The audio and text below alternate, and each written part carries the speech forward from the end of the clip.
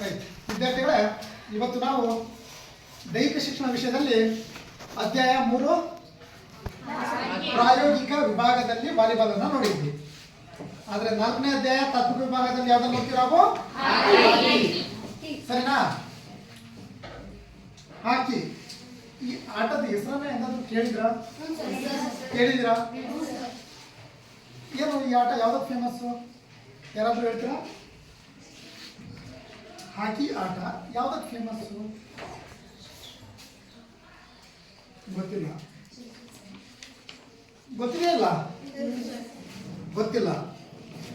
ಈಗ ಪ್ರತಿಯೊಂದು ದೇಶ ಒಂದೊಂದು ಆಟವನ್ನ ಆ ದೇಶದ ಕ್ರೀಡೆ ಅಂತೇಳಿ ಆಯ್ಕೆ ಮಾಡ್ಕೊಂಡಿದಾರಲ್ವಾ? ಹಾಗಾದ್ರೆ ನಮ್ಮ ಭಾರತದ ರಾಷ್ಟ್ರೀಯ ಕ್ರೀಡೆ ಯಾವುದು? ಏನ ಮತ್ ಗೊತ್ತಿಲ್ಲ ಅಂದ್ರಿ? ರೈಟ್, ನೋಡ್ರಿ, ಹಾಕಿ ಆಟ ನಮ್ಮ ರಾಷ್ಟ್ರೀಯ ಆಟ ಅಂತೇಳಿ ಅಧಿಕೃತವಾಗಿನ ಆಗಿಲ್ಲ. ಅದೇ ನಮ್ಮ ರಾಷ್ಟ್ರೀಯ ಆಟ ಅಂತೇಳಿ ಹೇಳ್ಕೊಂಡು ಬರ್ತಿದ್ದೀವಿ.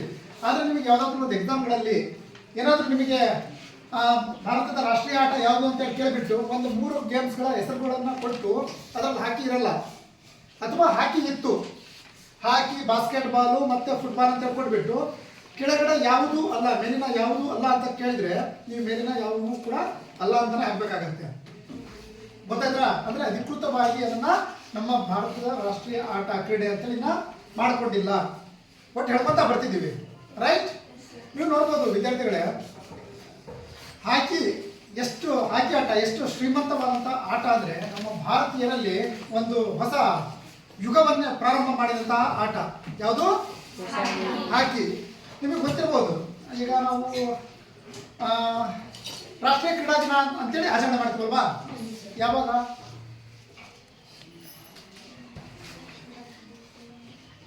ರಾಷ್ಟ್ರೀಯ ಕ್ರೀಡಾ ದಿನಾಚರಣೆಯನ್ನು ಆಚರಣೆ ಮಾಡ್ತೀವಿ.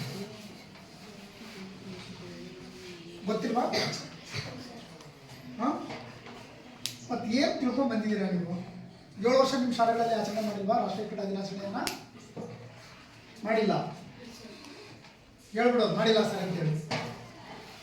ಆಗಸ್ಟ್ 29, ಇದೇ ತಿಂಗಳ 29ನೇ ತಾರೀಕು ರಾಷ್ಟ್ರೀಯ ಕ್ರೀಡಾ ದಿನಾಚರಣೆಯನ್ನ ನಾವು ಆಚರಣೆ ಮಾಡ್ತೀವಿ ಅಲ್ವಾ? ಅವತ್ತು ಯಾಕೆ ಆಚರಣೆ ಮಾಡ್ತೀವಿ?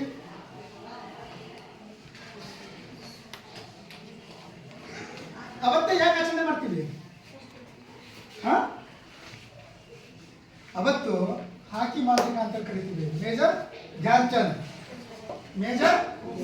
ಚಂದ್ ಅವರು ನಮ್ಮ ದೇಶಕ್ಕೆ ಈ ಹಾಕಿ ಕ್ರೀಡೆಗೆ ಕೊಟ್ಟಿರುವಂತಹ ಕೊಡುಗೆ ಐತಲ್ಲ, ತುಂಬಾನೇ ಅಪಾರವಾದಂಥ ಕೊಡುಗೆಯನ್ನು ನೀಡಿರುವಂಥದ್ದು. ಯಾರೋ ಮೇಜರ್ ಧ್ಯಾನ್ ಚಂದ್. ಅವತ್ತು ಅವರ ಹುಟ್ಟಿದ ಹಬ್ಬ. ಹಾಗಾಗಿ ಇವತ್ತು ರಾಷ್ಟ್ರೀಯ ಕ್ರೀಡಾ ದಿನಾಚರಣೆಯನ್ನು ನಾವು ಆಚರಣೆ ಮಾಡ್ತೀವಿ. ಗೊತ್ತಾಯ್ತಾ? ಅಂದರೆ ಅವ್ರ ಬಗ್ಗೆ ನಿಮಗೆ ಆಳವಾಗಿ ತಿಳ್ಕೊಬೇಕಂದ್ರೆ SSLC ಬಂದಾಗ ನೀವು ತಿಳ್ಕೊಬೋದು. ರೈಟ್, ಈಗ ನೆಕ್ಸ್ಟು ಈ ಹಾಕಿ ಆಟ ನಮ್ಮ ರಾಷ್ಟ್ರೀಯ ಕ್ರೀಡೆ.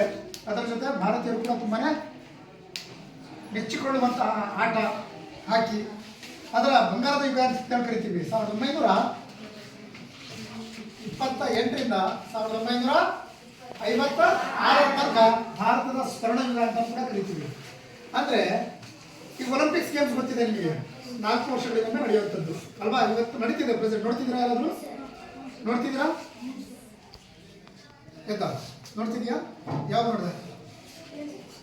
ನೋಡಿದೆ ಒಲಿಂಪಿಕ್ಸ್ ಗೇಮ್ಸ್? ರಾತ್ರಿ ಮ್ಯಾಚ್ ನಡೀತು ಹಾಕಿ, ಭಾರತ ಮತ್ತು ಜರ್ಮನಿ. ನೋಡಿದ್ರಾ ಸೆಮಿಫೈನಲ್ ಮ್ಯಾಚು? ರಾತ್ರಿ ನೋಡಿದ್ರಾ? ಎಷ್ಟು ಗಂಟೆಯಿಂದ ಇತ್ತು? ಸುಳ್ಳು ಹೇಳಬಾರ್ದು.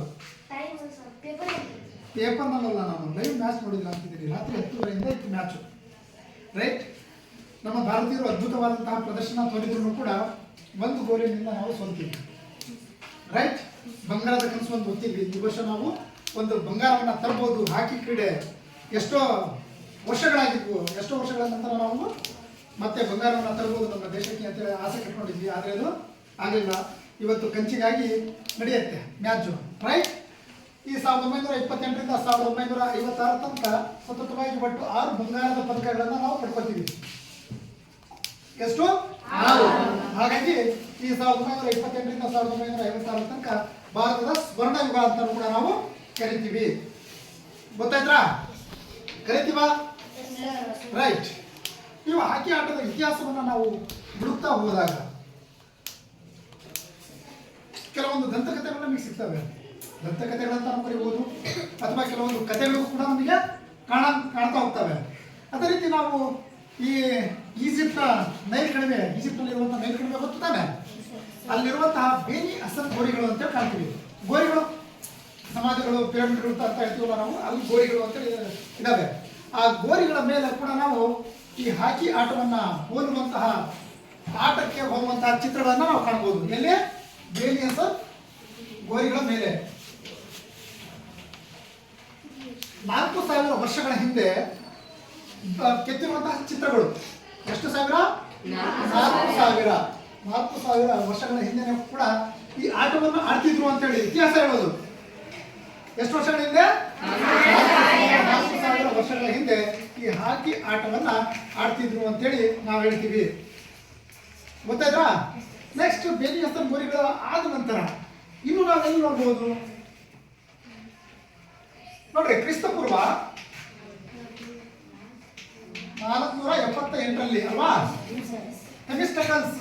ಥೆಮಿಸ್ಟೋಕಲ್ಸ್ ಅಂತೇಳಿ ಕಟ್ಟಡದ ಗೋಡೆ. ಥೆಮಿಸ್ಟೋಕಲ್ಸ್ ಒಬ್ಬ ರಾಜ ಅಂತ ಕರೀತಾರೆ, ವಿಜ್ಞಾನಿ ಅಂತ ಕರೀತಾರೆ, ಎಲ್ಲ ಕರೀತಾರೆ ಅಲ್ವಾ. ಅವರ ಕಟ್ಟಡದ ಗೋಡೆ ಅಂದ್ರೆ ಬಿಲ್ಡಿಂಗ್ ಕಟ್ಟಡ, ಆ ಗೋಡೆಯಲ್ಲೂ ಕೂಡ 7 ಜನ ಕೊಕ್ಕೆ ಅಂದ್ರೆ ಬೆತ್ತವನ್ನ ಹಿಡ್ಕೊಂಡು ನಿಂತಿರೋದನ್ನು ಕೂಡ ನಾವು ಕಾಣಬಹುದು. ಎಲ್ಲಿ?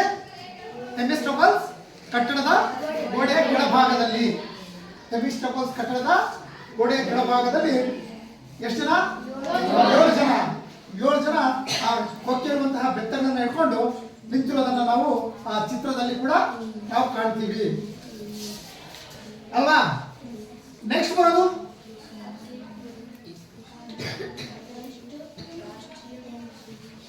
ನೋಡ್ರಿ, ಅಥೆನ್ಸ್ನಲ್ಲಿರುವಂತಹ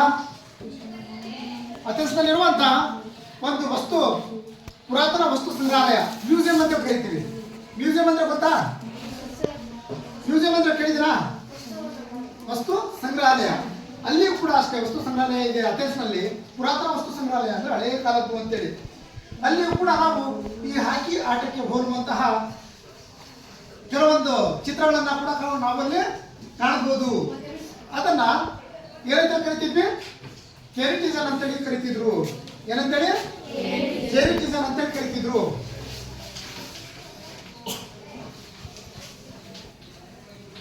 ನಂತರದಲ್ಲಿ ನಾವು ನೋಡಬಹುದು ಹಾಕಿಯ ಮೂಲ ಹೆಸರು ಏನಂತ ಕೇಳಿದ್ರೆ ಕ್ರಿಕೆಟ್. ಏನು? ಕ್ರಿಕೆಟ್ ಅಂದ್ರೆ ಇದು ಫ್ರೆಂಚ್ ಭಾಷೆ ಪದ. ಯಾವ ಭಾಷೆ ಪದ? ಫ್ರೆಂಚ್ ಭಾಷೆ ಪದದಿಂದ ಬಂದಿರುವಂತದ್ದು ಕ್ರಿಕೆಟ್ ಅಂದ್ರೆ ಕುರಿ ಕಾಯುವವನ ದೋಟಿ. ಏನು? ಕುರಿ ಕಾಯೋರಿಗೆ ನೋಡಿದಿರಲ್ವಾ? ಅವರೊಂದು ಕೋಲ್ ಹಿಡ್ಕೊಂಡಿರ್ತಾರೆ ಗೊತ್ತಾ? ಮುಂದ್ಗಡೆ ನೀವು ಹಾಕಿ ಸ್ಟಿಕ್ ನೋಡಿದಿರಲ್ಲ, ಮುಂದ್ಗಡೆ ಯಾವ ರೀತಿ ಬ್ಯಾಗ್ ಇರುತ್ತೋ ಅದೇ ರೀತಿ ಅದು ಕೂಡ ಬೆಂಡ್ ಆಗಿರುತ್ತೆ. ಕುರಿ ಕಾಯೋರ್ನ ನೋಡಿದಿರ್ತಾನೆ. ಯಾಕಂದ್ರೆ ಯಾವ್ದಾದ್ರು ಈಗ ಏನಾದ್ರು ಗುರಿಬೇಕಂದ್ರೆ ಅವ್ರಿಗೆ ಹಾಕಿ ಹೇಳ್ಕೊಂಡ್ರು ಕೂಡ ಬರ್ಬೇಕು. ಆ ರೀತಿ ಹಿಂದೆ ನೀಟಾಗ ಅದೇ ರೀತಿ ಇರ್ತಿದ್ವು. ಹಾಗಾಗಿ ಅದನ್ನ ಏನಂತ ಕರಿತಿದ್ರು? ಕುರಿ ಕಾಯುವವನ ದೋಟಿ.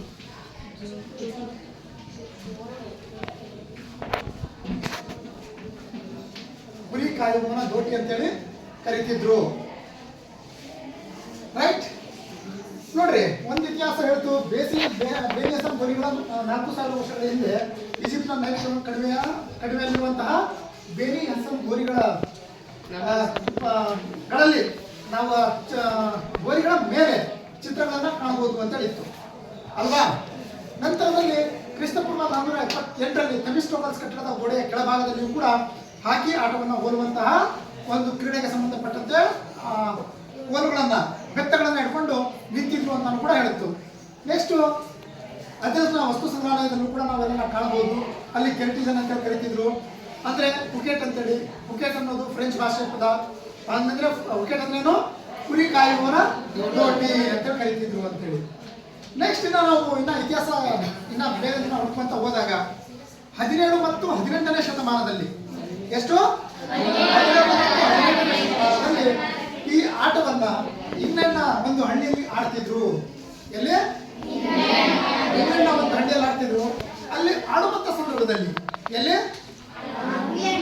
ಇಂಗ್ಲೆಂಡ್ನ ಒಂದು ಹಳ್ಳಿಯಲ್ಲಿ ಏನು ಆಡ್ತಿದ್ರಲ್ಲ ಈ ಆಟವನ್ನ ಆಡುವಂತ ಸಂದರ್ಭದಲ್ಲಿ ಆಟ ಯಾವ ರೀತಿ ಇತ್ತಂದ್ರೆ ಒಂದು ಊರಿಂದ ಮತ್ತೊಂದು ಊರಿಗೆ ಹೊಡ್ಕೊಂಡು ಹೋಗೋದು. ಹಾಕಿ ಚೆನ್ನ ಆಡ್ಕೊಂತ ಒಂದು ಹಳ್ಳಿಯಿಂದ ಮತ್ತೊಂದು ಹಳ್ಳಿಗೆ ಹೊಡ್ಕೊಂಡು ಹೋಗೋದು. ಅದು ಎಷ್ಟೋ ದಿನಗಳಾಗ್ತಿದ್ವು, ಅಂದ್ರೆ ಅದಕ್ಕೆ ನಿಯಮಗಳಿರಲಿಲ್ಲ. ಒಂದು ಹಳ್ಳಿಯಿಂದ ಮತ್ತೊಂದು ಹಳ್ಳಿಗೆ ಹೊಡ್ಕೊಂಡು ಹೋಗೋದು, ಮತ್ತೊಂದು ಹಳ್ಳಿಯಿಂದ ಇನ್ನೊಂದು ಹಳ್ಳಿಗೆ ಹೊಡ್ಕೊಂಡು ಬರೋದು. ಅದೇ ರೀತಿ ಸುಮಾರು ದಿನಗಳ ಕಾಲ ನಡೀತಿದ್ವು. ಆವಾಗ ಒಂದು ತಂಡದಲ್ಲಿ 60ರಿಂದ 100 ಜನ ಇರ್ತಿದ್ರು. ಒಂದು ತಂಡದಲ್ಲಿ 60ರಿಂದ 100 ಜನ ಆಟಗಾರರು ಇರ್ತಿದ್ರು. ಗೊತ್ತಾಯ್ತಾ? ನಂತರದಲ್ಲಿ ಬಂದ್ರೆ 17-18ನೇ ಶತಮಾನ ಆಯಿತು. ನೆಕ್ಸ್ಟ್ ಬಂದ್ರೆ ಇಂಗ್ಲೆಂಡಿನಲ್ಲಿರುವಂತಹ ಒಂದು ಈಟನ್ ಕಾಲೇಜ್ ಅಂತ ಹೇಳಿ. ಯಾವ ಕಾಲೇಜು? ಈಟನ್ ಕಾಲೇಜಲ್ಲೂ ಕೂಡ ಈ ಆಟವನ್ನ ಆಡಿದ್ರು. ಅಲ್ಲಿ 200 ಮೀಟರ್ ಅಂಕಣದಲ್ಲಿ 200 ಮೀಟರ್ ಅಂಕಣದಲ್ಲಿ ಈ ಆಟವನ್ನ ಆಡಿದ್ರು ಅಂತೇಳಿ ಇತಿಹಾಸ ಹೇಳುತ್ತೆ. ರೈಟ್? ನೆಕ್ಸ್ಟ್ ಬರೋದು ನೆನಪಲ್ಲಿ ಈಗ ಇಷ್ಟು ತಿಳಿದಾಗ ನಾವು ಇತಿಹಾಸವನ್ನ ತಿಳ್ಕೊಂಡ್ವಿ ಅಲ್ವಾ? ಇತಿಹಾಸ ಆದ್ಮೇಲೆ ಈಗ ನಾವೇನ್ ಮಾಡ್ತೀವಿ, ಅದರ ರೂಪುರೇಷೆಯನ್ನ ರೆಡಿ ಮಾಡ್ತಾ ತಾನೆ. ಈಗ ಆಟ ಏನೋ ಹಿಂದಿಂದ ಕೂಡ ಬೆಳೆದು ಬಂದಿದೆ. ಈ ಆಟಕ್ಕೆ ಏನಾದರೂ ಒಂದು ಚಿತ್ರಣವನ್ನ, ಒಂದು ರೂಪುರೇಷೆಯನ್ನ, ಒಂದು ರೂಪವನ್ನ ಕೊಡಬೇಕು. ಆ ರೂಪವನ್ನ ಟೆಡ್ಡಿಂಗ್ಟನ್ ಕ್ರಿಕೆಟ್ ಸಂಸ್ಥೆ ನೀಡುತ್ತೆ. ಯಾವುದು? ಟೆಡ್ಡಿಂಗ್ಟನ್ ಕ್ರಿಕೆಟ್ ಸಂಸ್ಥೆ. ಈ ಟೆಡ್ಡಿಂಗ್ಟನ್ ಕ್ರಿಕೆಟ್ ಸಂಸ್ಥೆ 1886ರಲ್ಲಿ ಹಾಕಿ ಆಟಕ್ಕೆ ಒಂದು ಸಂಘವನ್ನ ಸ್ಥಾಪನೆ ಮಾಡುತ್ತೆ. ಅದಕ್ಕೂ ಸಂಬಂಧಪಟ್ಟಂಗೆ ಅದರ ರೂಪುರೇಷೆಯನ್ನು ಹಾಕೊಳ್ಳಿಕ್ಕೆ. ಎಷ್ಟರಲ್ಲಿ? ಟೆಡ್ಡಿಂಗ್ಟನ್ ಕ್ರಿಕೆಟ್ ಸಂಸ್ಥೆ ಅಂದ್ರೆ ಇಂಗ್ಲೆಂಡ್ ನಲ್ಲಿ ಬರುವಂತ ಒಂದು ಊರು ಟೆಡ್ಡಿಂಗ್ಟನ್ ಅಂತ ಹೇಳಿ. ಗೊತ್ತಾಯ್ತಾ? ಅಲ್ಲಿರುವಂತಹ ಸಂಘದ ಅಡಿಯಲ್ಲಿ ಏನ್ ಮಾಡ್ತಾರೆ, ಹಾಕಿ ಆಟಕ್ಕೆ ನಿಯಮಗಳನ್ನ ರೂಪಿಸುವಂತ ಕೆಲಸವನ್ನ ಮಾಡ್ತಾರೆ.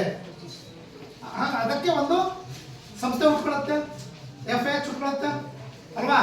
ನಂತರದಲ್ಲಿ ಅಂತಾರಾಷ್ಟ್ರೀಯ ಹಾಕಿ ಒಕ್ಕೂಟ ಬರುತ್ತೆ, ಅದು ಸಂಘಟನೆ ಮಾಡ್ತಾ ಹೋಗುತ್ತೆ. ನಂತರದಲ್ಲಿ 1908ರಲ್ಲಿ ಲಂಡನ್ನಲ್ಲಿ ನಡೆದಂತಹ ಒಲಿಂಪಿಕ್ಸ್ ನಲ್ಲಿ ಮೊಟ್ಟ ಮೊದಲ ಬಾರಿಗೆ ಪುರುಷರಿಗಾಗಿ ಈ ಹಾಕಿ ಆಟವನ್ನ ಸೇರ್ಪಡೆಗೊಳಿಸ್ತಾರೆ. ಎಷ್ಟರಲ್ಲಿ? 1908.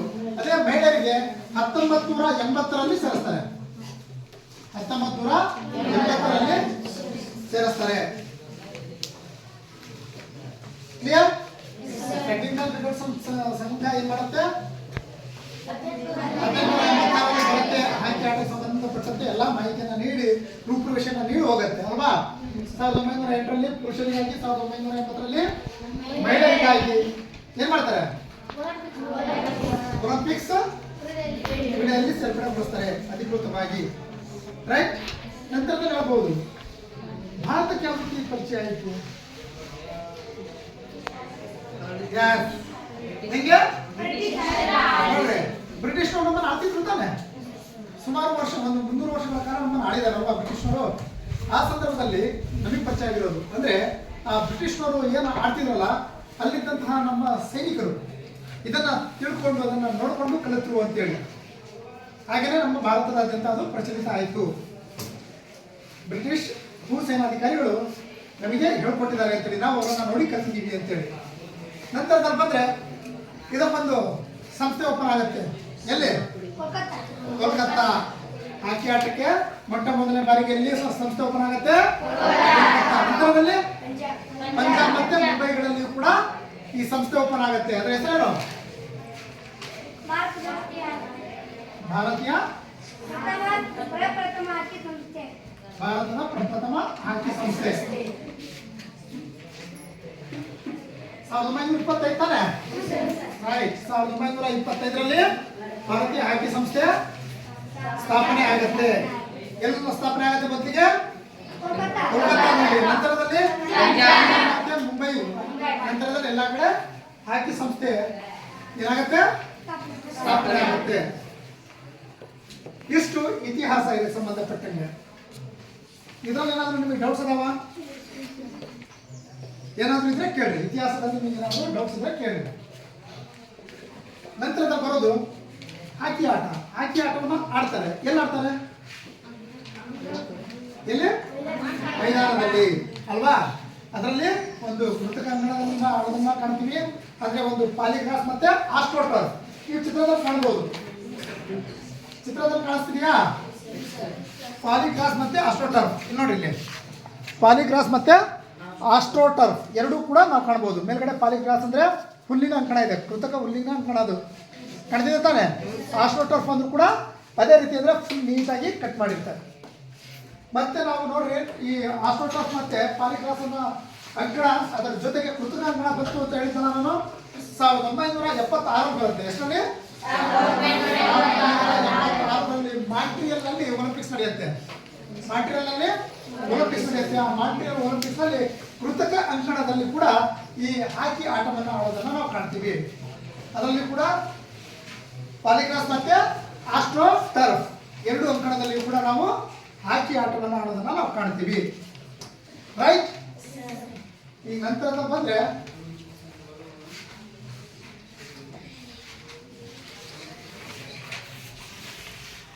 ಅಂಕಣದ ಪರಿಚಯ ಅಲ್ವಾ?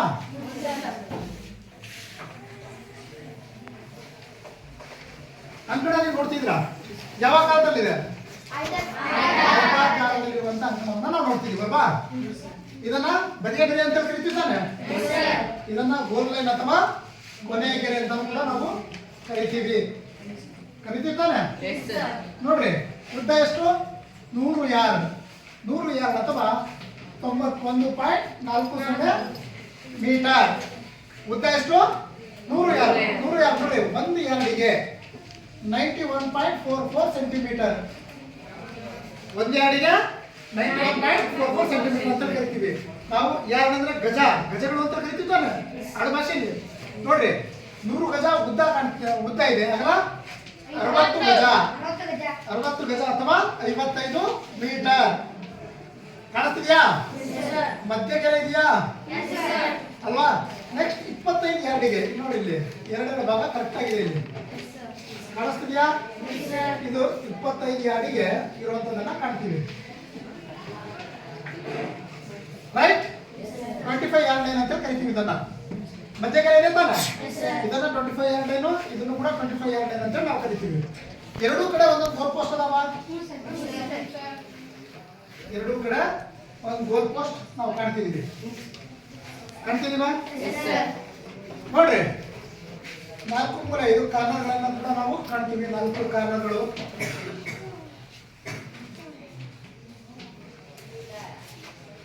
ನೆಕ್ಸ್ಟ್ ಏನು ಬಂದ್ರೆ ಒಂದು ಪೆನಾಲ್ಟಿ ಚುಕ್ಕಿ ಕಾಣಿಸ್ತಿದ್ಯಾ? ನೆಕ್ಸ್ಟ್ ಇನ್ನೊಂದು ಡಿ ಸರ್ಕಲ್ ಕಾಣಿಸ್ತಿದ್ಯಾ? ಇಲ್ಲಿಂದ ಬರ್ತಾ ಇಲ್ಲಿಂದ ಬರುತ್ತಾ?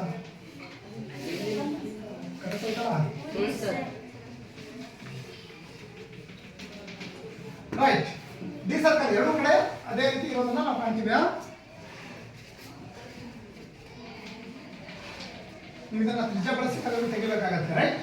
ನೋಡ್ರಿ ಇಲ್ಲಿಂದ ಕಾಣ್ತಿದೆ ಗೋಲ್ ಪೋಸ್ಟ್ ಇಂದ ಇಲ್ಲಿಗೆ 7 ಯಾರ್ಡ್ ಅಥವಾ 6.40 ಮೀಟರ್ ಅಂತ ಕರಿತೀವಿ. ಪೆನಾಲ್ಟಿ ಚುಕ್ಕಿ ಕಾಣಿಸ್ತಿದೆಯಲ್ಲ ಅದಕ್ಕೆ. ನೆಕ್ಸ್ಟ್ ಫಸ್ಟ್ ಡಿ ಸರ್ಕಲ್ ಕಾಣ್ತಿದೆ ತಾನೆ, ಎಷ್ಟು ಹೇಳೋದು? 16 ಯಾರ್ಡ್. ಎಷ್ಟು? ನೆಕ್ಸ್ಟ್ ಇಲ್ಲಿಂದ ಡಿ ಸರ್ಕಲ್ ಸ್ಟ್ರೈಕಿಂಗ್ ಸರ್ಕಲ್ ಅಂತ ಕಾಣ್ತಿದೆ ಡಾಟ್, ಅದೆಷ್ಟು ಯಾರ್ಡ್? 21 ಯಾರ್ಡ್ ಅಥವಾ 21 ಗಜಗಳು. ಕಾಣಿಸ್ತಿದ್ಯಾ? ಪೆನಾಲ್ಟಿ ಚುಕ್ಕಿಗೆ ಎಷ್ಟು? ನೆಕ್ಸ್ಟ್ ಡಿ ಸರ್ಕಲ್ ಎಷ್ಟು? ನೆಕ್ಸ್ಟ್ ಸ್ಟ್ರೈಕಿಂಗ್ ಡಿ ಸರ್ಕಲ್ ಎಷ್ಟು? ಕ್ಲಿಯರಾ? ಎಷ್ಟು ಈ ಅಂಕಣದ್ದು ಉದ್ದ ಎಷ್ಟು? 100 ಗಜ. ಅದರ ಎಷ್ಟು? ಕ್ಲಿಯರಾ? ಏನಾದ್ರು ಡೌಟ್ ಆಯ್ತಾ ಇದೆ ಅಂಕಣದಲ್ಲಿಂದ? ನೆನಪಿರ್ಲಿ, ಹಾಕಿ ಆಟದಲ್ಲಿ ಇನ್ನೊಂದು ಹೇಳ್ಬೇಕಂದ್ರೆ ನಿಮಗೆ ನೆನಪಿರ್ಬೇಕು. ಈ ಡಿ ಸರ್ಕಲ್ ಕಾಣ್ತಿದೆ ತಾನೆ, ಡಿ ಸರ್ಕಲ್. ನೀವು ಎಲ್ಲಿಂದನಾದ್ರೂ ಆಟ ಆಡ್ರಿ, ಎಲ್ಲಿಂದನಾದ್ರೂ ಹೊಡೀರಿ. ಈ ಡಿ ಸರ್ಕಲ್ ಒಳಗಡೆ ಒಂದು ಸ್ಟಿಕ್ಕಿಗೆ ಟಚ್ ಆಗಿ ಚೆಂಡು ಒಳಗೆ ಹೋದ್ರೆ ಮಾತ್ರ ಗೋಲ್. ಅರ್ಥ ಆಗುತ್ತಾ? ಇನ್ನ ಎಲ್ಲಿಂದ ಹೊಡೆದ್ರು ಗೋಲ್ ಇಲ್ಲ. ಉದಾಹರಣೆ, ಇಲ್ಲಿಂದ ನಾನು ಗೋಲ್ ಹೊಡಿತೀನಿ ಸರ್, ಸೀದಾ ಹೊಡಿತೀನಿ, ಸೀದಾ ಹೊಡಿರಿ.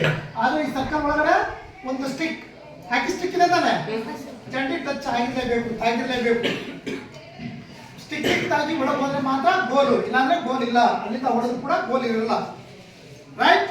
ಈ ಡಿ ಸರ್ಕಲ್ ಒಳಗಡೆ ಟಚ್ ಆದ್ರೆ ಮಾತ್ರ ಗೋಲು, ಇಲ್ಲಾಂದ್ರೆ ಗೋಲ್ ಇರಲ್ಲ. ಕ್ಲಿಯರ್? ಅಂಕಣದ ಬಗ್ಗೆ ಗೊತ್ತಾಯ್ತಾ? ಏನಾದ್ರು ಡೌಟ್ಸ್ ಇದೆಯಾ ಅಂಕಣದ ಬಗ್ಗೆ? ಏನಿಲ್ಲ. ನೆಕ್ಸ್ಟ್ ಅಂಕಣ ಅಂತ ಬರೋದೇನು? ಆಟದಲ್ಲಿ ಏನೇನು ಸಲಕರಣೆಗಳನ್ನ ನಾವು ಬಳಸ್ತೀವಿ ಅಲ್ವಾ? ನಾವು ಹಾಕಿ ಸ್ಟಿಕ್ ಅನ್ನ ನೋಡ್ತೀವಿ.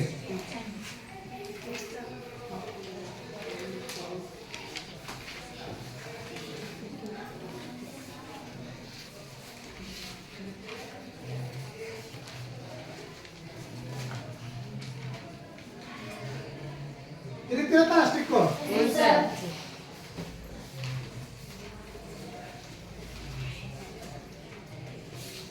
ಈ ರೀತಿ ಸ್ಟಿಕ್ ನೀವು ನೋಡಬಹುದು ಚಿತ್ರದಲ್ಲಿ ಕಾಣುತ್ತಾನೆ. ರೈಟ್, ನೋಡ್ರಿ ಸ್ಟಿಕ್ ನ ಉದ್ದ ಇಲ್ಲಿಂದ ಇಲ್ಲಿಗೆ 1.05 ಮೀಟರ್. ಎಷ್ಟು? 1.05 ಮೀಟರ್. ಕಾಣಿಸ್ತಿದ್ಯಾ? ಇದರ ತೂಕಕ್ಕೆ ಬಂದ್ರೆ 730 ಗ್ರಾಂ ತೂಕ ಇರುತ್ತೆ. ಸ್ಟಿಕ್ ನ ಉದ್ದ ಎಷ್ಟು? ಗೊತ್ತಾಯ್ತಾ? ಸ್ಟಿಕ್ ನ ಉದ್ದ 1.05 ಮೀಟರ್. ಅದರ ತೂಕ ಎಷ್ಟಿರಬೇಕು? ಅದು ಗರಿಷ್ಠ ತೂಕ, ಅಂದ್ರೆ ಅಷ್ಟೇ ಮ್ಯಾಕ್ಸಿಮಮ್. ಗೊತ್ತಾಯ್ತಾ? ಅದಕ್ಕಿಂತ ಜಾಸ್ತಿ ಇರಂಗಿಲ್ಲ ಅಂತೇಳಿ ನಾನೇನ್ ಹೇಳ್ತಿದ್ದೀನಿ, ಇದು ಗರಿಷ್ಠ. ಕಡಿಮೆ ಇರಬಹುದು, ಜಾಸ್ತಿ ಇರಂಗಿಲ್ಲ. ರೈಟ್? ನೆಕ್ಸ್ಟ್ ಯಾವ್ದಕ್ಕೀಗ? ಚೆಂಡು ನೋಡ್ರಿ, ಹುಲ್ಲಿನ ಮೇಲೆ ಆಡಿಸುವಾಗ ಚರ್ಮದ ಚೆಂಡನ್ನ ಬಳಸ್ತಾರೆ. ಬೇರೆ ಟೈಪ್ ಮಂಡಿನ ಮೇಲೆ ಆಡೋಕಾರ ಗಟ್ಟಿ ಇರುವಂತಹ ಚೆಂಡನ್ನ ಬಳಸ್ತಾರೆ ಅಲ್ವಾ? ನೀವು ಆ ಚೆಂಡನ್ನ ನೋಡ್ಬೋದು, ಕಲ್ಲಿದ್ದಂಗಿರುತ್ತೆ. ಅಷ್ಟು ಗಟ್ಟಿಯಾದಂತ ಚೆಂಡು ಯಾವ ಚೆಂಡು? ಆಯ್ಕೆ ಬಳಸುವಂತ ಚೆಂಡು. ಚೆಂಡಿನ ತೂಕ ಎಷ್ಟಿರುತ್ತೆ? ಒಬ್ರು ಹೇಳಬೇಕು.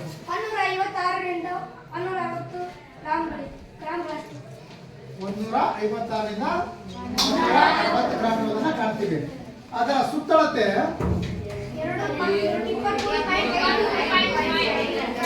ನೋಡಿ, ನಾವು ಸೆಂಟಿಮೀಟರ್ ಹೇಳಿದಾಗ ಸುತ್ತಳತೆ, ಚೆಂಡಿನ ಸುತ್ತಳತೆ ಅಂದ್ರೆ ಗೊತ್ತಾಗತ್ತಾನೆ, ಅದನ್ನ ಸುತ್ತಳತೆ ಅಂತ ಕರಿತೀವಿ. ಕಾಣಿಸ್ತಿದ್ಯಾ? ಸುತ್ತಳತೆ 23.5 ಸೆಂಟಿಮೀಟರ್ ಅಥವಾ 235 ಮಿಲಿಮೀಟರ್ ಅಂತ ಕರಿತೀವಿ. ಚೆಂಡಿನ ಸುತ್ತಳತೆ ಎಷ್ಟು? 23.5 ಸೆಂಟಿಮೀಟರ್ ಅಥವಾ 235 ಮಿಲಿಮೀಟರ್ ಅಂತೇಳಿ ನಾವು ಕರಿತೀವಿ. ಗೊತ್ತಾಯ್ತಾ? ಚೆಂಡನ್ನ ಚರ್ಮದಿಂದ ಕೂಡ ಮಾಡೋದನ್ನ ನಾವು ಕಾಣ್ತೀವಿ, ಅಥವಾ ಸಿಂಥೆಟಿಕ್ ವಸ್ತುಗಳಿಂದ ಕೂಡ ಮಾಡಿರ್ತಾರೆ. ನೋಡಿ, ಚೆಂಡಿನ ಈಗ ಸುತ್ತಳತೆ ತೂಕ ಎಷ್ಟು? 156ರಿಂದ 160 ಗ್ರಾಂ ಇರುತ್ತೆ. ಅದರ ಜೊತೆಗೆ ಅದರ ಸುತ್ತಳತೆ ಬಂದಾಗ 23.5 ಸೆಂಟಿಮೀಟರ್ ಅಥವಾ 235 ಮಿಲಿಮೀಟರ್ ವ್ಯಾಸವನ್ನು ಹೊಂದಿರುತ್ತೆ. ರೈಟ್? ಮತ್ತೇನಾದ್ರು ಇದರಲ್ಲಿ ಡೌಟ್ಸ್? ಏನಾದ್ರು ಡೌಟ್ಸ್ ಇದೆಯಾ? ಚೆಂಡಿಗೆ ಸಂಬಂಧಪಟ್ಟಂಗೆ ಅಥವಾ ಸ್ಟಿಕ್ಕಿಗೆ ಸಂಬಂಧಪಟ್ಟಂಗೆ? ನೆಕ್ಸ್ಟ್ ಬರೋದು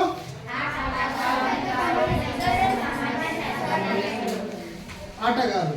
ನೀವು ಆಟಗಾರರನ್ನ ನೋಡಿದ್ದೀರಾ? ನೀವು ಚಿತ್ರದಲ್ಲಿ ಎಲ್ಲ ಕಾಣ್ಬೋದು. ಚಿತ್ರದಲ್ಲಿ ಕಾಣ್ತಿದ್ದೀರಾ? ಇವರು ಗೋಲ್ ಕೀಪರ್ ಕಾಣಿಸ್ತಿದಾರ? ಗೋಲ್ ಕೀಪರ್.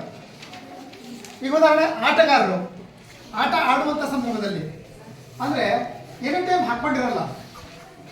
ಪೆನಾಲ್ಟಿ ಕಾರ್ನರ್ ಅಂತೇಳಿ ಸಿಗತ್ತೆ. ಅಂದ್ರೆ ಈ ಡಿ ಸರ್ಕಲ್ ಅಲ್ಲಿ ತಪ್ಪಾದಾಗ, ಡಿ ಸರ್ಕಲ್ ಕಾಣ್ತಿರತ್ತಾನೆ, ಇಲ್ಲಿ ತಪ್ಪು ನಡೆದಾಗ ಆಟಗಾರರು 5 ಜನ ಒಳಗಡೆ ಇರ್ತಾರೆ. ಗೋಲ್ ಕೀಪರ್ ಹಾಕೊಂಡು 5 ಜನ ಒಳಗಡೆ ಇರ್ತಾರೆ. ಎಲ್ಲಿ? ಗೋಲ್ ಪೋಸ್ಟ್ ಒಳಗಡೆ 1 2 3 4 5 ಕಾಣಿಸ್ತಿದಾರ? ಇಲ್ಲಿ 5 ಜನ ಒಳಗೆ ಬರಬೇಕು. ಅಂದ್ರೆ ಇಲ್ಲಿ ಡಿ ಸರ್ಕಲ್ ಒಳಗಡೆ ತಪ್ಪು ನಡೆದಾಗ ಪೆನಾಲ್ಟಿ ಕಾರ್ನರ್ನ ಕೊಡ್ತಾರೆ ಇಲ್ಲಿಂದ. ರೈಟ್? ಇಲ್ಲಿಂದ ಹೊರಗಡೆ ಚೆಂಡು ತಗೊಂಡು ಒಳಗಡೆ ಹೊಡೆಯೋದನ್ನ ನಾವು ಕಾಣ್ತೀವಿ. ಅದನ್ನ ಪೆನಾಲ್ಟಿ ಕಾರ್ನರ್. ಆ ಸಂದರ್ಭದಲ್ಲಿ 5 ಜನ ಇರ್ತಾರಲ್ವಾ, ಅವಾಗ ಅವ್ರಿಗೆ ಏಟ್ ಆಗ್ಬಾರ್ತಾನೆ. ನಿಮಗೆ ಹೇಳ್ತಿದ್ರೆ ಸ್ಟಿಕ್ ಅಂದ್ರೆ ಬಡಿಯೋ ಆಟ ಇದ್ದಂಗದು ಅಲ್ವಾ? ಚೆಂಡು ಗಟ್ಟಿಯಾದಂತ ಚೆಂಡು. ಆಟಗಾರರು ಬಿದ್ರೆ ಏನಾಗತ್ತೆ? ಇಂಜುರಿ, ಗಾಯಗಳು ಜಾಸ್ತಿ ಆಗ್ತಾನೆ. ಕಾಲು ಮುರಿದೋಗುತ್ತೆ, ತಲೆನೂ ಹೊಡ್ಕೊಂಡು ಹೋಗುತ್ತೆ. ಆ ಸಂದರ್ಭದಲ್ಲಿ ಆಟಗಾರರು ಮುಖಕ್ಕೆ ಮುಖಗವಸನ್ನ ಹಾಕಿರ್ತಾರೆ. ಏನು? ಮುಖಗವಸು. ಹಲ್ಲುಗಳು ಏನಾಗ್ಬಾರ್ತಾನೆ? ಮಸಳು ಹಂಗಾಗಿ ಇನ್ನು ಕೂಡ ಮೌತ್ ಗಾರ್ಡ್ ಅನ್ನ ಹಾಕಿರ್ತಾರೆ. ರೈಟ್, ಕೈಯಲ್ಲಂತೂ ಸ್ಟಿಕ್ ಇರುತ್ತೆ ಅಲ್ವಾ, ಶೀಲ್ಡ್ ಗಾರ್ಡ್ ಅನ್ನು ಕೂಡ ಹಾಕಿರ್ತಾರೆ. ರೈಟ್, ಶೀಲ್ಡ್ ಗಾರ್ಡ್ ಅನ್ನು ಹಾಕಿರ್ತಾರೆ ಇಲ್ಲೂ ಕೂಡ. ನೆಕ್ಸ್ಟ್ ಶೂಸ್ ಅಂತೂ ಇರುತ್ತೆ. ಇಷ್ಟು ಆಟಗಾರರು ಹಾಕೊಂಡಿರ್ತಾರೆ. ಆದ್ರೆ ಗೋಲ್ ಕೀಪರ್, ನೆಕ್ಸ್ಟ್ ಬರೋದು ಗೋಲ್ ಕೀಪರ್ ಅಂತಾನೆ. ಗೋಲ್ ಕೀಪರ್ ಮಾತ್ರ ಹೆಲ್ಮೆಟ್, ಶಿರಸ್ತ್ರಾಣ ಅಂದ್ರೆ ಗೊತ್ತಾನೆ, ಹೆಲ್ಮೆಟ್ ಇರುತ್ತೆ. ಅಂದ್ರೆ ತಲೆಗೆ ಯಾವುದೇ ಗಾಯಗಳಾಗಬಾರ್ದು, ಸಮಸ್ಯೆಗಳಾಗಬಾರ್ದು ಅಂತೇಳಿ. ನೆಕ್ಸ್ಟ್ ಎದೆ ಕವಚ ಇರುತ್ತೆ. ನೀವೊಂದು ಮ್ಯಾಚ್ ನೋಡ್ರಿ, ಇವತ್ತು ನೋಡೋಣ ಗೋಲ್ ಕೀಪರ್ ಹೆಂಗಿರ್ತಾರೆ ಅಂತ ಗೊತ್ತಾಗ್ಬಿಡುತ್ತೆ ನಿಮಗೆ. ರೈಟ್, ನೆಕ್ಸ್ಟ್ ಕೈ ಕವಚ ಇರುತ್ತೆ ಅಲ್ವಾ, ತೊಡೆ ಸಂಧಿ ಕವಚ ಹಾಕಿರ್ತಾರೆ, ಗಾರ್ಡ್ ಅಂತ ಕರಿತೀವಿ ಅಲ್ವಾ. ನೆಕ್ಸ್ಟ್ ಕಾಲಿಗೆ ಹಾಕಿರ್ತಾರೆ, ಶೂ ಇರುತ್ತೆ. ನೆಕ್ಸ್ಟ್ ಸ್ಟಿಕ್ಕರ್ಸ್ ಇರುತ್ತೆ ಕೈಯಲ್ಲಿ, ನೋಡಿದ್ರ ಸ್ಟಿಕ್ ಇರುತ್ತೆ. ಕಾಲಿಗೆ ಹಾಕೊಂಡಿರ್ತಾರೆ, ಶೀಲ್ಡ್ ಗಾರ್ಡ್ ಇರುತ್ತಾನೆ. ಇವಷ್ಟನ್ನು ಕೂಡ ಒಬ್ಬ ಗೋಲ್ ಕೀಪರ್ ಹಾಕೊಂಡಿರ್ತಾನೆ. ಆಟಗಾರರು ಕಡಿಮೆ, ಅಂದ್ರೆ ಪೆನಾಲ್ಟಿ ಕಾರ್ನರ್ ಸಂದರ್ಭದಲ್ಲಿ ಮಾತ್ರ ಹಾಕೊಳ್ಳೋದು. ಆದ್ರೆ ಗೋಲ್ ಕೀಪರ್ ಎನಿ ಟೈಮ್ ಹಾಕೊಂಡಿರ್ತಾನೆ. ರೈಟ್, ಈಗ ಆಟಗಾರರು ಹಾಕೊಂಡಿರ್ತಾರಲ್ಲ, ಅದ್ರಲ್ಲಿ ಏನಾದ್ರು ಡೌಟ್ಸ್ ಇದೆಯಾ? ಏನಿಲ್ಲ. ಅವರು ಸಲಕರಣೆಗಳು ಏನು ಹಾಕೊಂಡಿರ್ತಾರಲ್ಲ, ಸಲಕರಣೆಗಳ ಬಗ್ಗೆ ಯಾಕೆ ಹಾಕೊಂಡಿರ್ತಾರೆ, ಏನು ಎತ್ತ ಅಂತೇಳಿ ಇನ್ನೊಂದ್ಸರಿ ನೆನಪಿರಲಿ. ಗೋಲ್ ಕೀಪರ್ ತಲೆಯಿಂದ ಹೇಳ್ಬೇಕು ನೀವು, ತಲೆಯಿಂದ ಹೇಳ್ರಿ. ಹೆಲ್ಮೆಟ್, ನೆಕ್ಸ್ಟ್ ತೋಳು ಕವಚ ಅಂತ ಕರಿತೀವಿ. ರೈಟ್, ನೆಕ್ಸ್ಟ್ ತೊಡೆ ಕವಚ, ನೆಕ್ಸ್ಟ್ ಕಾಲು ಕವಚ, ನೆಕ್ಸ್ಟ್ ಅಲ್ವಾ. ನೆಕ್ಸ್ಟ್ ಸ್ಟಿಕ್ಕರ್ಸ್ ಅನ್ನ ಇಟ್ಕೊಂಡಿರೋದನ್ನು ಕೂಡ ನಾವು ನೋಡ್ತೀವಿ. ಇಷ್ಟು ಗೋಲ್ ಕೀಪರ್ನ ರಕ್ಷಣೆಗೆ ಬೇಕಾಗಿರುವಂತಹ ಸಲಕರಣೆಗಳು. ರೈಟ್, ನೆಕ್ಸ್ಟ್ ಬರೋದು ನಿಯಮಗಳು.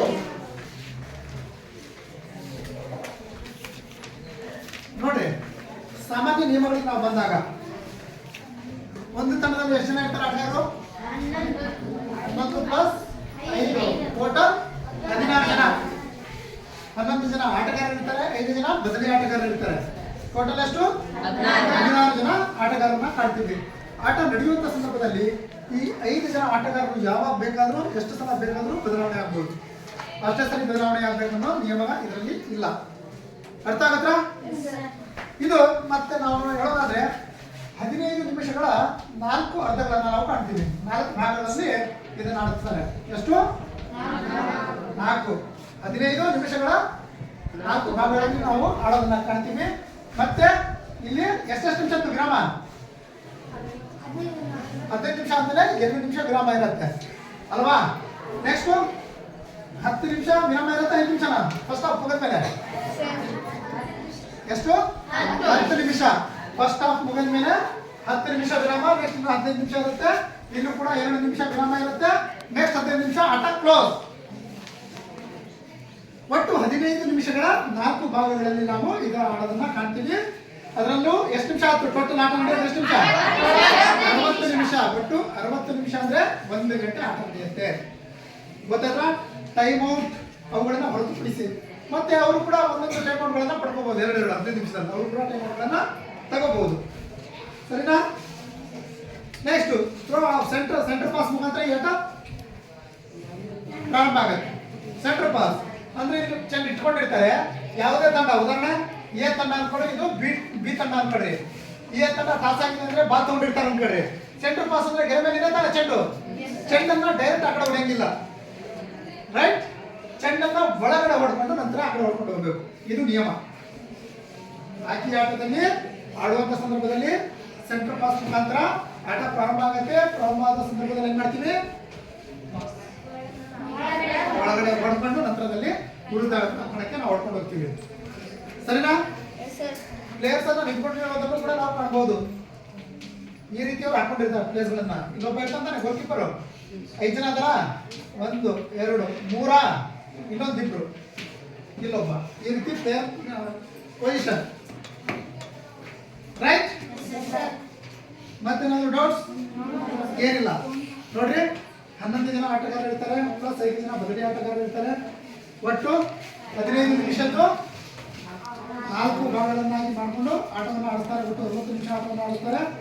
ನಂತರದಲ್ಲಿ ಏನು ಒಂದೇ ಬೇರೆ ಹೇಳುತ್ತೆ ನಿಯಮ 11 ಜನ ಪ್ಲಸ್ 5 ಜನ ಒಟ್ಟು 16 ಜನ 15 ನಿಮಿಷದ 4 ಭಾಗಗಳನ್ನಾಗಿ ಮಾಡಿ ಆಟವನ್ನು ಆಡಿಸ್ತಾರೆ.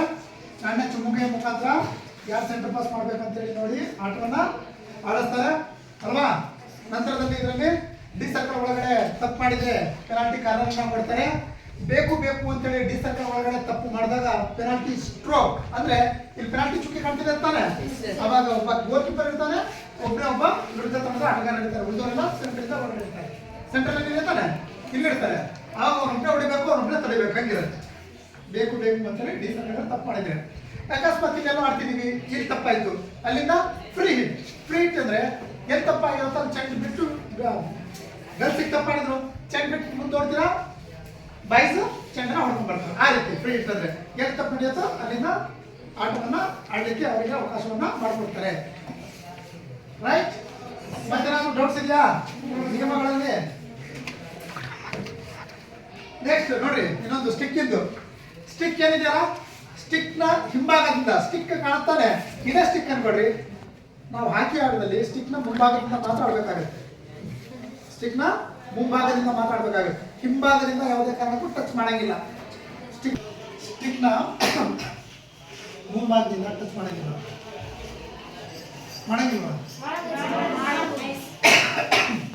ಮುಂಭಾಗ ಮಾಡ್ಬೋದು, ಹಿಂಭಾಗ ಮಾಡಂಗಿಲ್ಲ. ದೇಹದ ಯಾವುದೇ ಭಾಗ ಚೆಂಡಿಗೆ ಆಗಂಗಿಲ್ಲ. ದೇಹದ ಯಾವುದೇ ಭಾಗ ಬಾಡಿ ಟಚ್ ಇಲ್ವೇ ಇಲ್ಲ. ಇದರಲ್ಲಿ ಬಾಡಿ ಟಚ್ ಆದ್ರೆ ವಿರುದ್ಧ ತಂಡಕ್ಕೆ ಚೆಂಡು ಕೊಡ್ತಾರೆ. ಗೊತ್ತಾಯ್ತಾ? ಒಟ್ಟು ಸ್ಟಿಕ್ ನ ಹಿಂಭಾಗದಿಂದ ಯಾವುದೇ ಕಾರಣಕ್ಕೂ ಟಚ್ ಆಗಿಲ್ಲ. ರೈಟ್? ನೆಕ್ಸ್ಟ್ ಬಂದ್ರೆ ಆಗ ಹೇಳ್ತಲ್ಲ ನಿಮಗೆ ಪೆನಾಲ್ಟಿ ಕಾರ್ನರ್ ಸಂದರ್ಭದಲ್ಲಿ 5 ಜನ ಒಳಗಡೆ ಇರ್ತಾರೆ. ರೈಟ್? ಡಿ ಸರ್ಕಲ್ ಅಲ್ಲಿ ತಪ್ಪು ಮಾಡಿದಾಗ ಆಟಗಾರರು ಡಿ ಸರ್ಕಲ್ ಅಲ್ಲಿ ತಪ್ಪು ಮಾಡಿದಾಗ ಒಳಗಡೆ 5 ಜನ ಇರ್ತಾರೆ. ಉಳಿದವರು 25 ಯಾರ್ಡ್ನಿಂದ ಹೊರಗಡೆ ಇರೋದನ್ನ ನಾವು ಕಾಣ್ತೀವಿ. ಇಷ್ಟು ನಿಯಮಗಳು. ರೈಟ್? ನೆಕ್ಸ್ಟ್ ಬರೋದು ದಂಡಗಳು. ಇದರಲ್ಲೂ ಕೂಡ ಶಿಕ್ಷಣಕ್ಕೆ ಒಳಗಾಗ್ತಾರೆ. ಅದು ಕ್ರೀಡಾಪಟುಗಳಾಗಿರ್ಬೋದು ಅಥವಾ ಯಾರು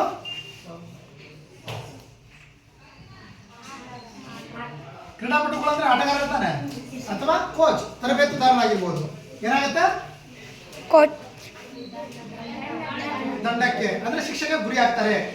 ಆಟಗಾರರು ಬೇಕು ಅಂತ ತಪ್ಪು ಮಾಡಿದಾಗ ಮುಂದೆ ನೆನಪಿರ್ಲಿ, ಭಾರತ ಮತ್ತು ಫ್ರಾನ್ಸ್ ಕ್ವಾರ್ಟರ್ ಫೈನಲ್ ಪಂದ್ಯ ನಡೀತು. ಆ ಸಂದರ್ಭದಲ್ಲಿ ನಮ್ಮ ಪ್ಲೇಯರ್ಸ್ ಭಾರತದಿಂದ 2 ಪ್ಲೇಯರ್ನ ತೆಗೆದುಬಿಟ್ರು. ಒಬ್ಬರಿಗೆ ಯೆಲ್ಲೋ ಕಾರ್ಡ್ ತೋರಿಸಿದ್ರು, ಒಬ್ಬರಿಗೆ ರೆಡ್ ಕಾರ್ಡ್ ಅಂದ್ರೆ ಅವನು ಆಟದಲ್ಲೇ ಇಲ್ಲ, ಟೋಟಲ್ ಸಂಪೂರ್ಣವಾಗಿ ಪಂದ್ಯದಿಂದ ಹೊರಗಡೆ. ಬರೀ 10 ಜನ ಮಾತ್ರ ಆಡೋದು, ಅವರು 11 ಜನ. ಅಂಥದ್ರಲ್ಲಿ ಅವತ್ತು ನಾವು ಭಾರತ ವಿನ್ ಆಯಿತು. ಅದೇ ರೀತಿ ಯೆಲ್ಲೋ ಕಾರ್ಡ್ ಇನ್ನೊಬ್ಬರಿಗೆ ತೋರಿಸಿದ್ರು, ಅವರಿಗೆ 2 ನಿಮಿಷ ಹೊರಗಡೆ ಅಥವಾ 5 ನಿಮಿಷ ತಾತ್ಕಾಲಿಕವಾಗಿ ಹೊರಗಡೆ ಹಾಕ್ತಾರೆ. ಆ ಸಂದರ್ಭದಲ್ಲಿ ಬರೀ 9 ಜನ ನಮ್ಮ ತಂಡದಲ್ಲಿದ್ದರು, ಅವರು 11 ಜನ ಆಡಿದರು. ಅದರಲ್ಲೂ ಕೂಡ ಉತ್ತಮವಾಗಿ ನಮ್ಮ ಭಾರತ ತಂಡ ಆಡ್ತು. ಹಾಗೆ ತಪ್ಪು ಮಾಡಿದಾಗ ಕ್ರೀಡಾಪಟುಗಳು ತಪ್ಪು ಮಾಡಿದಾಗ ಫಸ್ಟ್ ಎಚ್ಚರಿಕೆ ನೀಡಲಿಕ್ಕೆ ಗ್ರೀನ್ ಕಾರ್ಡ್. ಇದರಲ್ಲಿ ಇದೆಯಾ ಗ್ರೀನು? ಇದೆಯಾ? ಹಸಿರು ಮತ್ತೆ ಯೆಲ್ಲೋ ಕಾರ್ಡ್ ಇದೆಯಾ? ನೆಕ್ಸ್ಟ್ ಹಳದಿ ಅಂದ್ರೆ ಪಂದ್ಯಾಟದಿಂದ ಹೊರಗಡೆ, ಪಂದ್ಯದಿಂದ ಇಲ್ಲ. ಅದೇ ಕೆಂಪು ಕಾರ್ಡ್, ರೆಡ್ ತೋರಿಸಿದ್ರೆ ಪಂದ್ಯಾಟದಿಂದನೇ ಹೊರಗಡೆ, ಹಳದಿ ತೋರಿಸಿದ್ರೆ ತಾತ್ಕಾಲಿಕವಾಗಿ ಹೊರಗಡೆ ಇಡ್ತಾರೆ. ತಾತ್ಕಾಲಿಕವಾಗಿ ಎಷ್ಟು ನಿಮಿಷ? 5 ನಿಮಿಷ ಹೊರಗಡೆ. ರೈಟ್? ಈ ಶಿಕ್ಷೆ ಬರೀ ಆಟಗಾರನಿಗೆ ಅಷ್ಟೇ ಅಲ್ಲ, ಕ್ರೀಡಾ ತರಬೇತುದಾರರಿಗೂ ಕೂಡ ಅನ್ವಯ ಆಗತ್ತೆ. ಗೊತ್ತಾಯ್ತು? ಅವರು ಕೂಡ ಅನುಚಿತವಾದಂತ ವರ್ತನೆ ಅವರಿಗೂ ಕೂಡ ಅನ್ವಯ ಆಗತ್ತೆ. ಮತ್ತೇನಾದ್ರು ಡೌಟ್ಸ್? ಅಪಾಯಕಾರಿ ಆಟ. ಇದರಲ್ಲಿ ಅಪಾಯಕಾರಿ ಆಟ ಅಂತ ಬರುತ್ತಲ್ವಾ, ಅಂದ್ರೆ ನಾವು ಚೆಂಡನ್ನ ತೂರ್ತೀವಲ್ವಾ, 5 ಮೀಟರ್ಗಿಂತ ಹತ್ತಿರ ಇದ್ದಾಗ ಆಟಗಾರರು ನಾವು ತೂರಂಗಿಲ್ಲ. ಸ್ಕೂಪ್ ಚೆಂಡನ್ನ ತೂರತ್ತೆ, ಸ್ಕೂಪ್ ಅಂತ ಬರುತ್ತೆ. 5 ಮೀಟರ್ಗಿಂತ ಹತ್ತಿರ ಇದ್ದಾಗ ನಾವು ಚೆಂಡನ್ನ ತೂರೋದು ಅಪಾಯಕಾರಿ ಆಟ ಅಂತ ಕರೀತೀವಿ. ರೈಟ್? ತೂರುವುದು ಅಥವಾ ಹಾರಿಸುವುದು. ಮತ್ತೇನಾದ್ರೂ ಡೌಟ್ ಇದೆಯಾ? ಏನಾದ್ರೂ ಇದ್ರೆ ಕೇಳ್ರಿ. ರೈಟ್? ಏನಮ್ಮ?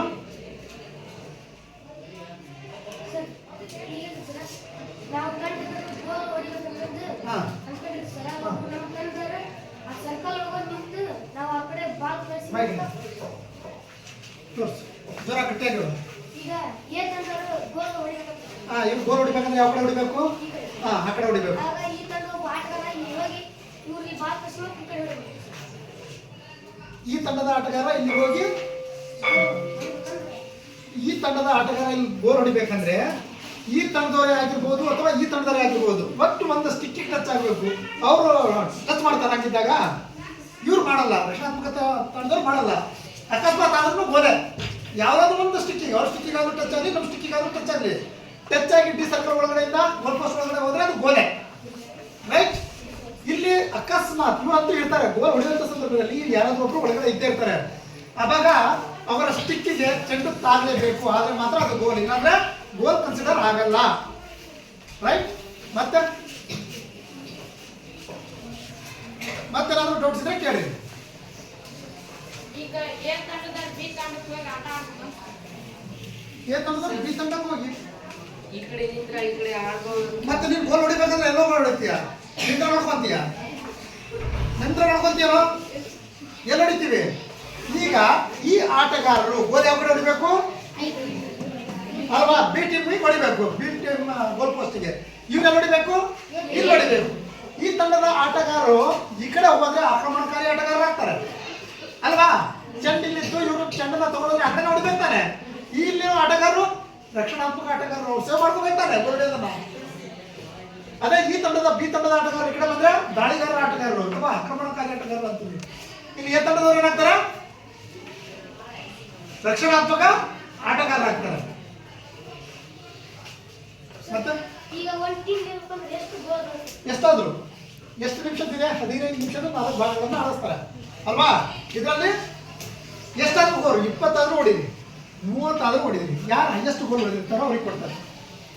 ಅಕಸ್ಮಾತ್ ಡ್ರಾ ಆದ್ರೆ, ಈಕ್ವಲ್ ಆದ್ರೆ ಶೂಟ್ ಔಟ್ ಕೊಡ್ತಾರೆ. ಶೂಟ್ ಔಟ್ ಅಂದ್ರೆ ಏನು? ಏನಿದೆಯಲ್ಲ ಪಾಯಿಂಟ್ ಇದೆಯಲ್ಲ, ಇಲ್ಲಿಂದ ಹೊಡೆಯೋದು, ಒಬ್ಬೊಬ್ಬರೇ ಇರ್ತಾರೆ. ಇವ್ರಿಗೆ 5 ಅವ್ರಿಗೆ 5 ಕೊಡ್ತಾರೆ. ಯಾರು ಹೈಯೆಸ್ಟ್, ಇವರು ಎಷ್ಟು ಹೊಡೆದ್ರೆ ಇವರಿಗೆ, ಅವ್ರು ಎಷ್ಟು ಹೊಡೆದ್ರೆ ಅವರಿಗೆ ಗೋಲ್ಗಳು. ನೆಕ್ಸ್ಟ್ ಕ್ಲಿಯರಾ? ರೈಟ್. ಇಷ್ಟು ಈ ಪಾಠಕ್ಕೆ ಸಂಬಂಧಪಟ್ಟಂತೆ, ರೈಟ್. ಮಾಡಿ.